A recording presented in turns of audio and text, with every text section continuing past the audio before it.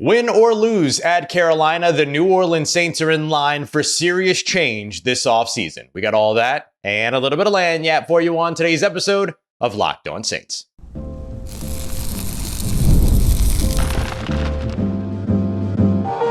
You are Locked On Saints, your daily New Orleans Saints podcast. Part of the Locked On Podcast Network, your team every day.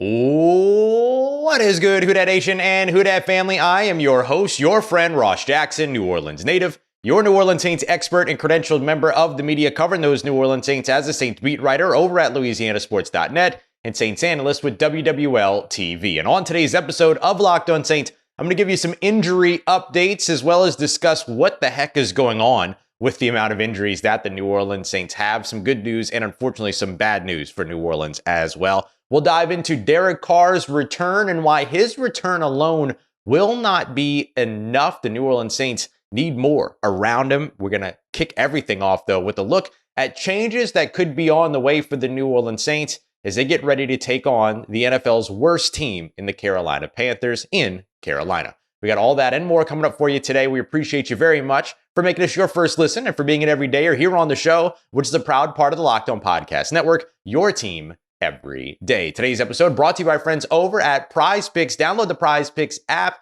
and use that promo code LOCKEDONNFL in all lowercase so that you can get a $50 instant deposit when you play your first $5 lineup. Well, win or lose up against the Carolina Panthers, I think the only thing that changes when it comes to changes are the timeline. That's about it. I think we're in store for what's going to be a very eventful offseason for the New Orleans Saints, just about no matter how the rest of this season goes, unless this team somehow finds a way to win 8 of its last 9 and get into the playoff conversation. But that is feels like an unreasonable expectation to have at this time, but something to certainly enjoy if it does happen. No doubt about that. It just seems unlikely, right? Got the Green Bay Packers on the way. You have a Jameis Winston-led Cleveland Browns team ready to come to town. You have an Atlanta Falcons team that you barely lost to in Atlanta, or that barely eked out a win against you in Atlanta. They're coming to town. You've got the Houston Commanders, the Washington Commanders, and Jaden Daniels, who's been incredible so far this season, still to come to town as well. So enough of these games out there that should make this at least a challenging opportunity at best for New Orleans to try to get themselves back in the playoff conversation. But it just doesn't seem like expecting this team to get themselves there is the reasonable thing to do. And so instead, what we have to look at is what happens next for the New Orleans Saints. And so, look, if they go out there and they win against the Carolina Panthers and in the 6-game losing streak, I don't think that that's near enough to convince you that this team is a set of contenders, nor is it enough to convince you that the 6-game losing streak no longer means anything. I don't think that a win against the NFL's worst team in the Carolina Panthers puts you in that category. So I would say that even still in that situation, changes could be on the way. You could just delay the inevitable until the offseason.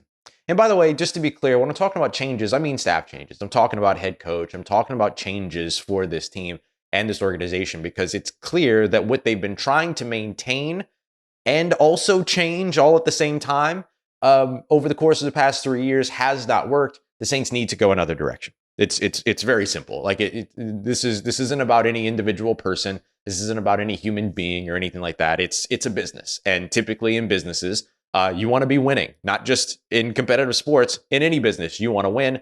This right now is not a team that is winning. This right now is not an organization that looks like a winning organization that they have worked very hard to be. It just hasn't come together. And so you got to change course, right? Like it's the only logical thing after a certain point. Now, with a loss at Carolina to the NFL's worst team and taking on a 7-game losing streak, that is where the conversation gets a little bit more tricky. That could accelerate some timelines and things like that. That could take you from a planned reaction to being reactionary, which could be two very different pieces of the conversation. And so we've discussed on this show before, what would you do in that situation? Should the New Orleans Saints move on from head coach Dennis Allen in season? How do you expect that to make your team better? Well, I don't think you do it because you expect it to make your team better. I think you do it because at some point, someone's got to be held accountable. And unfortunately for Dennis Allen, change the offensive coaching staff, change the defensive coaching staff, change the quarterback, change the system, change the play caller, all that kind of stuff on offense. There's only one ingredient left at this point when it comes to coach and player structure portion of the organization. So it just comes down to Dennis Allen at that point. So if that were to happen, I think Darren Rizzi is a guy that makes a lot of sense to be brought up as the interim head coach. He's already the assistant head coach in addition to being the special teams coordinator. I think that promoting a special teams guy is always a good idea when you're looking for an interim, because those special teams coaches have access and a relationship with just about every player on the team, and in particular, every young player on the team. They're not offensive focused or defensive focused. Everyone that comes through the door spends time with that special teams room outside of maybe quarterbacks and stuff like that. And maybe, like, I don't think you got Chris Olave out there in some of those meetings for sure. But I do think that you have an opportunity whenever you make these kinds of changes, if you make them in season, to where you start to then look at, okay, what do the young guys on the roster look like? You know who's got a really good relationship with all the young guys on the roster? The special teams coaches, because that's how a lot of young guys make the roster, is through special teams in the first place. So I think you look at that, and then I think you look at as well at Joe Woods just kind of becoming the play caller. You already have a de facto defensive coordinator there. Could be interesting if they did a little something extra with Michael Hodges, the linebacker coach, who they love so much. But it just seems like you got a natural fit there in terms of Joe Woods. And again, like, it's just the reality of the situation. If you go to Carolina and lose, I think you're going to be hard pressed to convince anybody that New Orleans is going to go there and lose. But I think there are some people that are going to be hard pressed to convince that it's going to go the other way, as well. So we'll see which way it goes. The New Orleans Saints also, speaking of change in the offseason, it doesn't just come down to the coaching staff. It's going to come down to players. It's going to come down to the roster as well. The Saints brought in a lot of one-year contracts this offseason. Do any of those guys come back? They have some expiring contracts, although they did make good on, the deal with Alvin Kamara. They've got Demario Davis and Tyrann Mathieu locked in for another season. Should they want to continue that?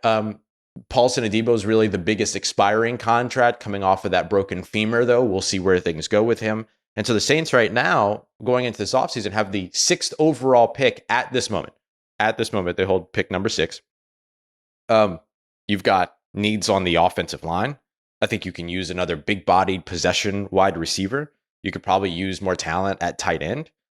Running back is probably a spot you're going to have to look at, depending upon how severe Kendre Miller's hamstring injury is. I don't know how you continue to roll with that.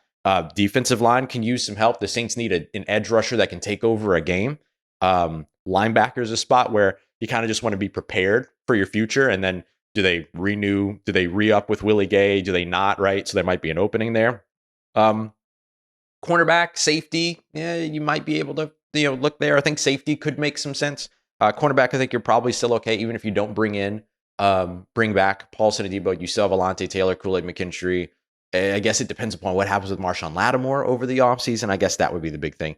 And then look, quarterback is still an option for this team and should be an option for this team because if they do a head coaching change and they go out there and they do not a sacrificial hire, but somebody that gets you through the bridge, basically out of your salary cap situation and into what would be your next era. If they don't go that route, but they hire a legitimate, head coach to come in to try to put together some wins and try to get the team back into the playoffs, that coach might be an offensive head coach. That coach might want a specific quarterback that they want to work with. And so that would be the thing that could spark change there, or at least not necessarily spark change in 2025, but they might have a quarterback in this year's draft that they really like for 2026. So they want to develop over 2025 and then have them ready for 2026 for the post-Carr era. So we'll see which way it all goes. But it's clear that some change is necessary for this team and a lot of change is possible for this team. It's going to be up to the next 9 games how much those two things intersect. Coming up next, Derek Carr is expected to be back for this game against the Carolina Panthers, but I want to explain to you why he's going to need help. It's not enough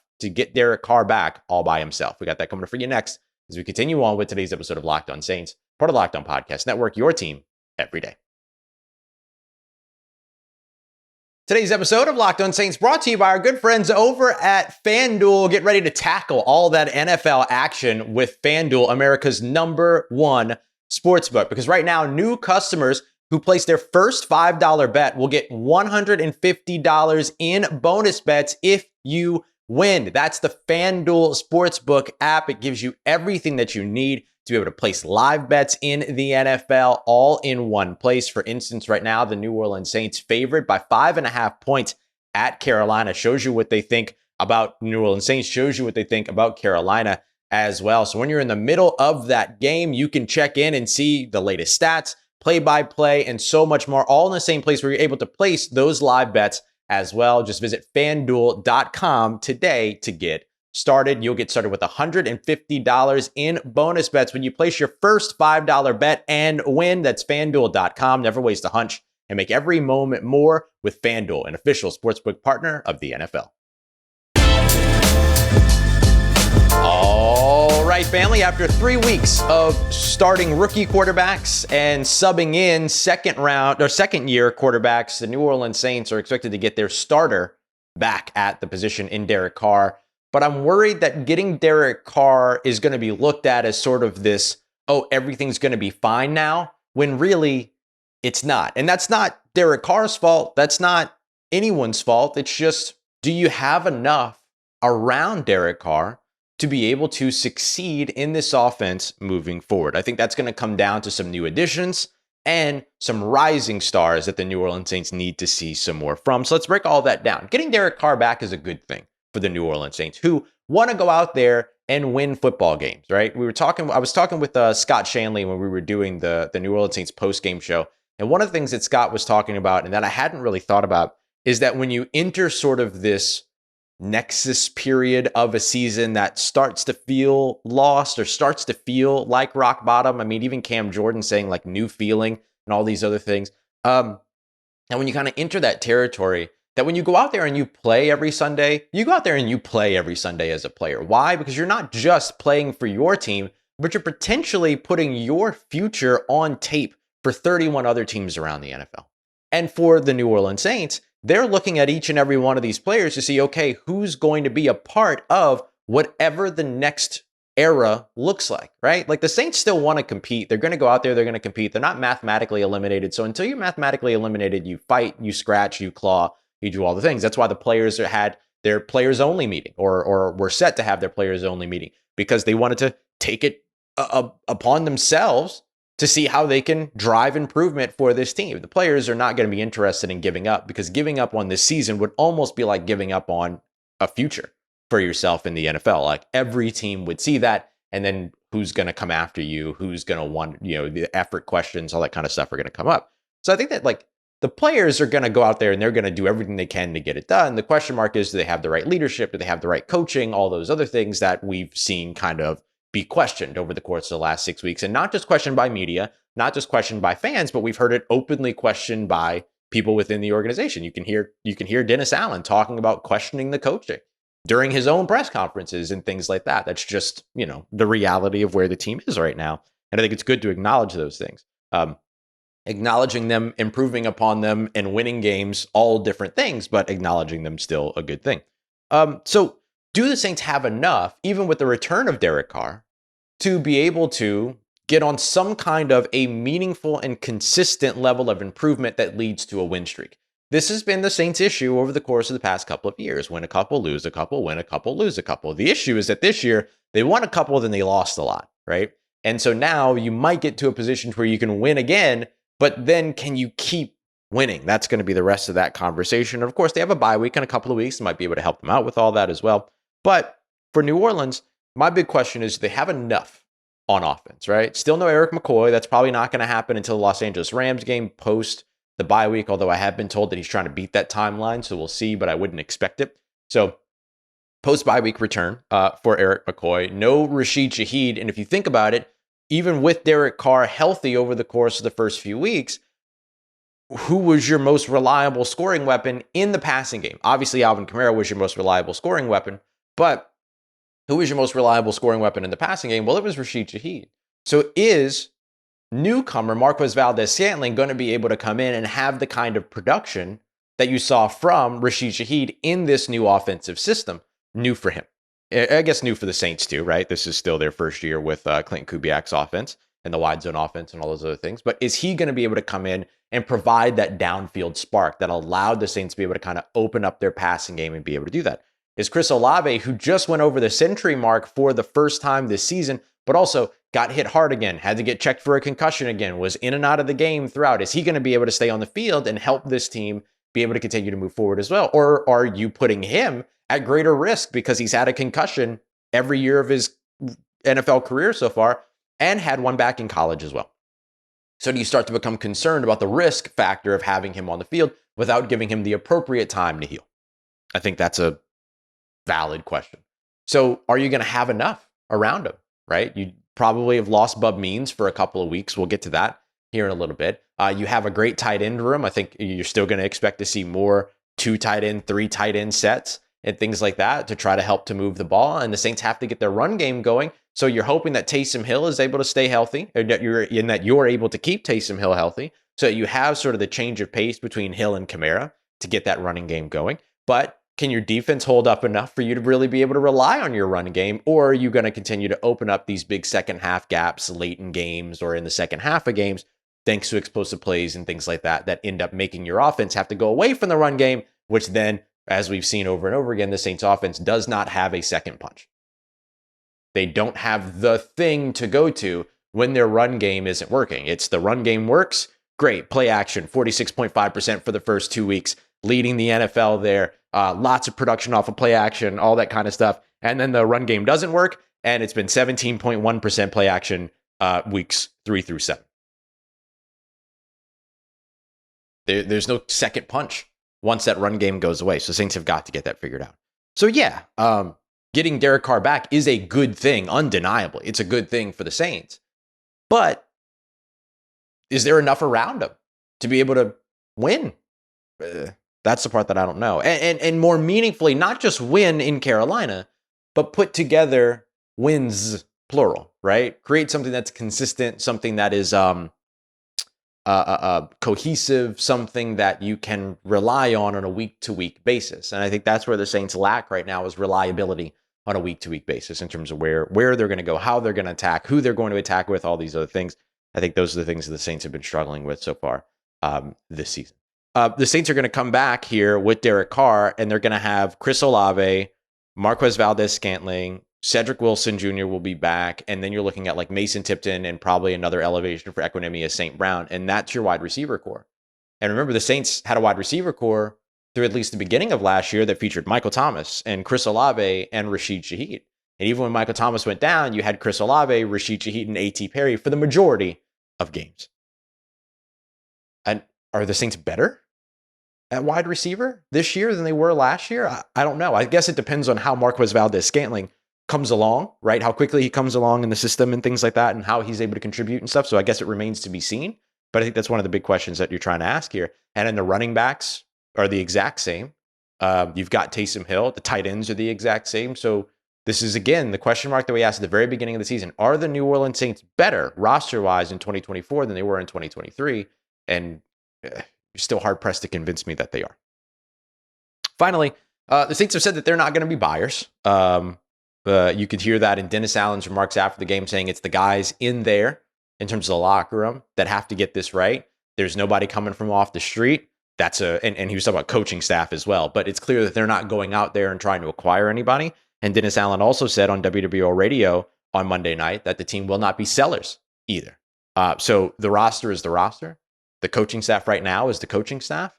Can the New Orleans Saints put together something that is reliable and consistent moving forward, starting with a win against the Carolina Panthers, which, again, I don't think moves the needle for you at all, but it's a confidence builder, and we'll see if they can build off of that if they can get it. Coming up next, we talked about change all around the roster, all around the coaching staff, but I'm expecting a little bit more when it comes to New Orleans Saints' medical approach this offseason as well. We got some injury updates for you as we continue on with today's episode of Locked On Saints, part of the Locked On Podcast Network, your team every day.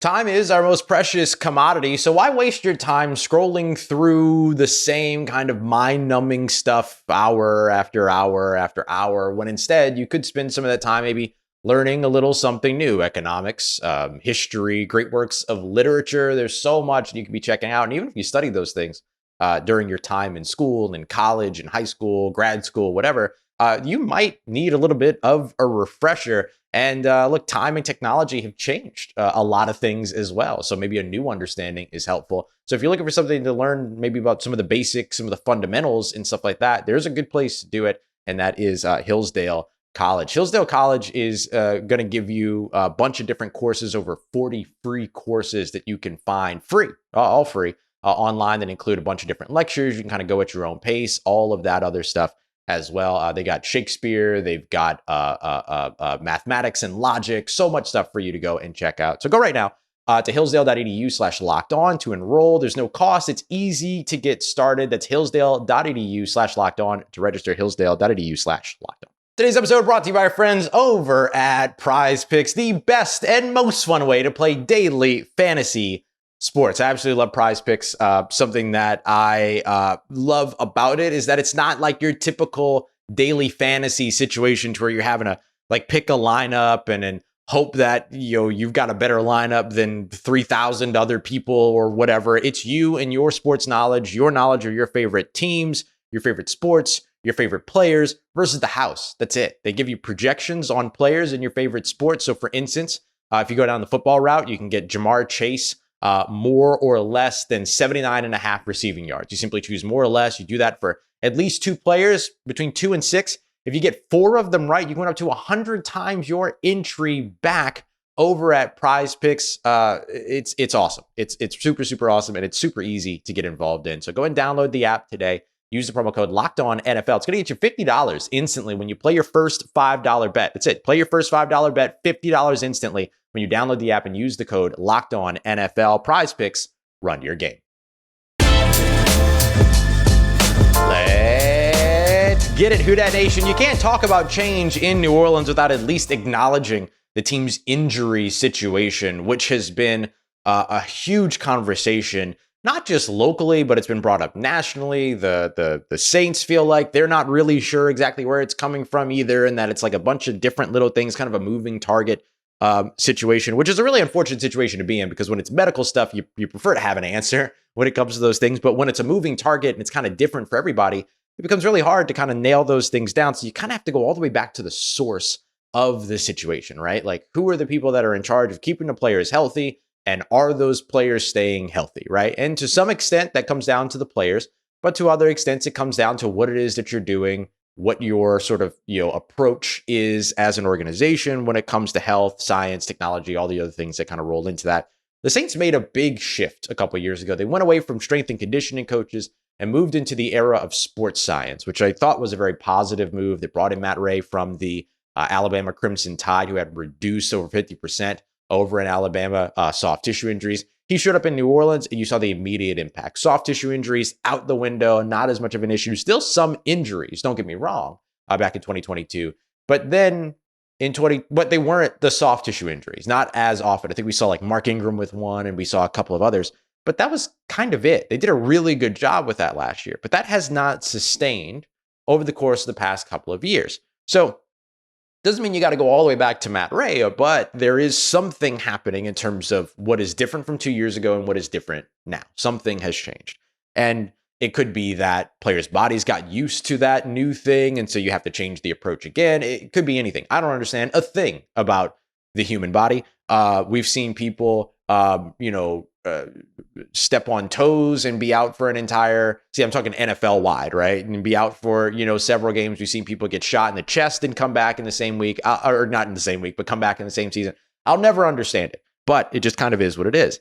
And so the people that are supposed to understand it, those are the ones that you're hoping kind of help to get these things right. But it's tough again with that moving target, which has been consistent for the New Orleans Saints in a lot of their issues over the course of the past few seasons. On offense, a couple of years ago, moving target, bunch of different things wrong. Defense this year, moving target, bunch of things not going the way that you expect them to go. And a defense that has a reputation, right, for being one of the best defenses in the NFL. And then now you have this other one, this moving target of the health concerns and the health issues for New Orleans. And so something's got to change this offseason in terms of what that approach is. I don't know if that's staff related, if there's something about the translation from what the philosophy is to the execution of it, but something in between there is not happening, not working, not being conveyed, whatever it is. Again, I'm not paid to figure those things out. I don't know enough about the human body to try to figure those things out. Me, dumb, trying to talk about smart.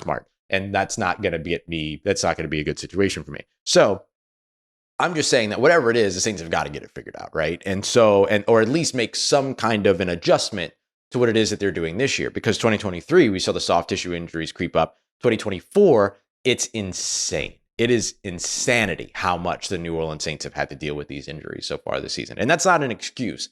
They're losing games based on their execution. They're losing games based upon them losing. They're also impacted by their injuries. But the injuries don't tell the entire story. But the amount of stories that they've had, the amount of injuries that they've had is absolutely bananas, like absolutely bananas. And so they have to make some kind of a shift in terms of their player preparation approach, if that even means anything. But in terms of getting these players ready for the weeks, we saw 4 more injuries last week that we know about. And so I want to highlight those real quick because we got some updates. Dennis Allen gave us some updates on all those. I should have mentioned earlier that Dennis Allen also updated that Derek Carr did get another throwing session in on Monday, but I did say that the expectation is that he's back this weekend. That, I think, is the more important part. But let's get to these injuries. 2 hamstring injuries that ended 2 games early. Marshawn Lattimore, New Orleans Saints starting and star corner, who's been outstanding so far this season, as well as running back Kendre Miller. Kendre Miller just came back from a hamstring injury that sidelined him for the entirety of training camp, had sidelined him for the first 4 games while he was on injured reserve, and then took another, two games before he was able to get back out on the field last week up against the Denver Broncos. Carried the ball 6 times against the Denver Broncos, carried the ball a few more times against the Los Angeles Chargers. Hamstring injury. Man.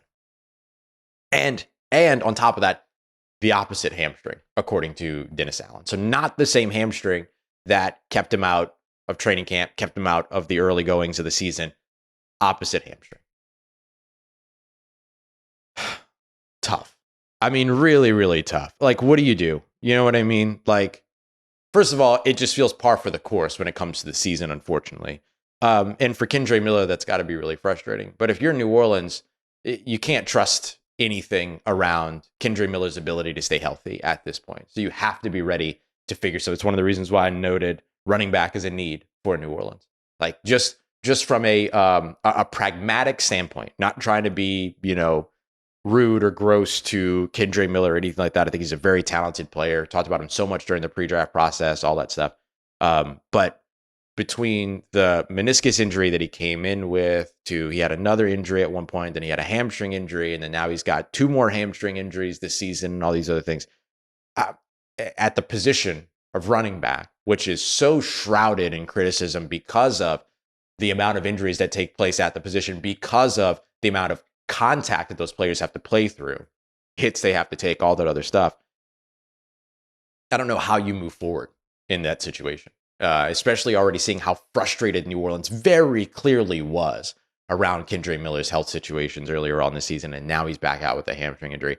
The best case scenario here is that it was minor. It sidelined him for that part of the game, but then that's it. That he's back this coming week up against Carolina, and then has a good showing against Carolina. But that's what he needs. Anything less than that, I think you're going to have some major question marks at running back going into at running back outside of Alvin Kamara going into the offseason. Lattimore's hamstring, although same hamstring that sidelined him in the second half against the Denver Broncos. He was sidelined again in that game, sidelined as well up against the Los Angeles Chargers. We'll see how serious that is as things continue. Big bad news for New Orleans is Bub Means. Bub Means high ankle sprain. I've been told that he's in a boot. That's what I've heard. I don't know. I haven't seen it, but that's what I've been told by multiple people, multiple sources. And so we'll see. But Dennis Allen sort of making it sound like in his presser on Monday that he will be, out for a little while. That's going to be a bit of an extended absence. So we'll see where things go there. But that stinks because Bub Means, again, like is coming along and learning the offense and does so much and all these other things. It does so much in terms of, he can play X, he can play Y, he can play in the slot. Like, you can utilize him all over the place. Really helpful right now while you're trying to get your offense back up to have a guy like that. So we'll see what happens with him. But I imagine that if he's going to be a high ankle sprain guy, and if that's going to keep him out for an extended period of time, that makes him at least a candidate for injured reserve. We'll see where things go with that. And then finally, Juwan Johnson. Juwan Johnson was checked and evaluated for a concussion during the game on Sunday. but according to Dennis Allen, came back in on Monday, had to do some additional tests there, was asymptomatic during that time, and so therefore is not in concussion protocol. He has been cleared and good to play, so that's good news for New Orleans. But those are the injuries we know about. We saw Pete Werner go down with an injury late in the game. I think it was just him getting his wind knocked out as he dove to try to make that interception near the Los Angeles goal line.